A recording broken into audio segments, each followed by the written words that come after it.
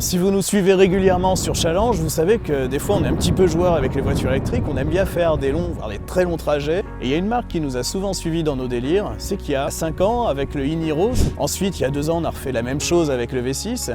Et aujourd'hui, on a la dernière nouveauté du constructeur coréen, c'est ce SUV. Il s'appelle le V9, c'est un modèle au format quasiment américain puisqu'il fait 5 mètres de long, 2 mètres de large, 7 places à l'intérieur. On est à Saint-Tropez là et on va partir jusqu'à Paris. On va faire le trajet avec normalement 2 arrêts de charge si tout se passe bien. Nous, on va s'arrêter donc comme prévu sur l'aire de latitude 45.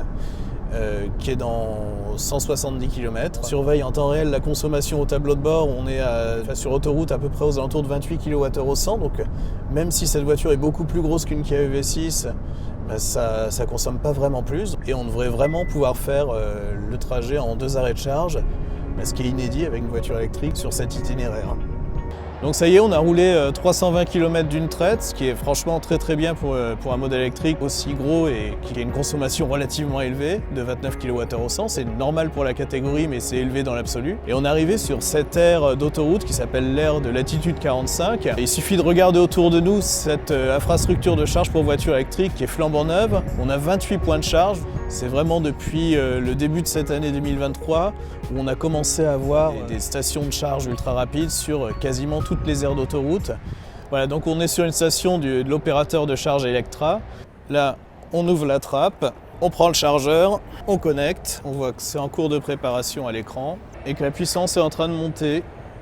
Et donc c'est ça qu'on va surveiller pendant la charge. Théoriquement, on peut atteindre 210 kW, ce qui est une des meilleures performances sur le marché des voitures électriques et c'est permis grâce à une innovation technique. Le groupe Hyundai Kia, c'est le seul constructeur généraliste à avoir une architecture qui fonctionne sous une tension de 800 volts.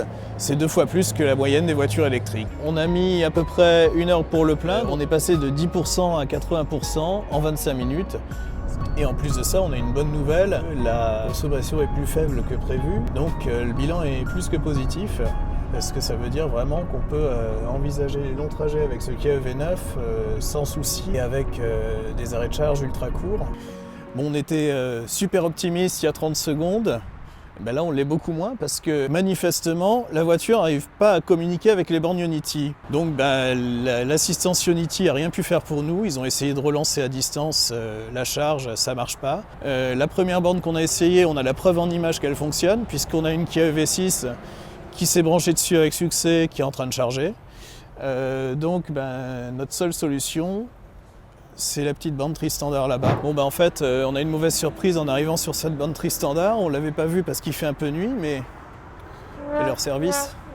Donc, on a étudié notre trajet à suivre maintenant.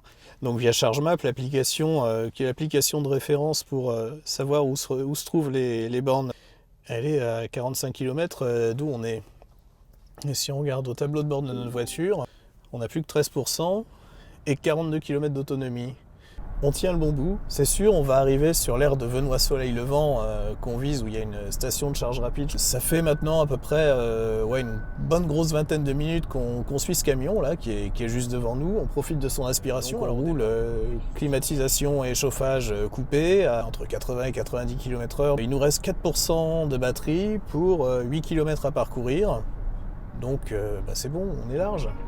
Bon, nous voilà arrivés sur l'aire de Venoy-Soleil-Levant, c'est l'aire de la dernière chance puisqu'il nous reste 3% de batterie, donc on a bien bossé, on a réussi en suivant le camion, en jouant l'aspi, à arriver jusqu'au bout sans tomber en panne. Et là, on est sauvé. On voit que la puissance commence à monter, ça démarre. Normalement, c'est l'affaire de 20 minutes et on a de quoi rentrer à Paris d'une traite.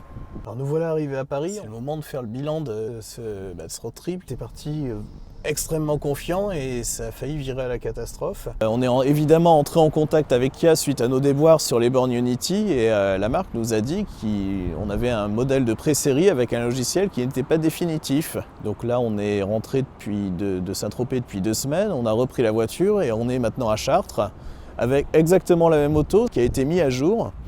Pour le moment, on est toujours à 0 kW. Et voilà, maintenant, on voit ici que c'est en train de monter, 36 kW. Ça va monter tout doucement, vu qu'on a branché à 65%, on ne va pas atteindre des puissances élevées. Mais le test est concluant. Donc ça veut dire que c'est un excellent SUV familial, électrique, un des très rares de sa catégorie à cette place.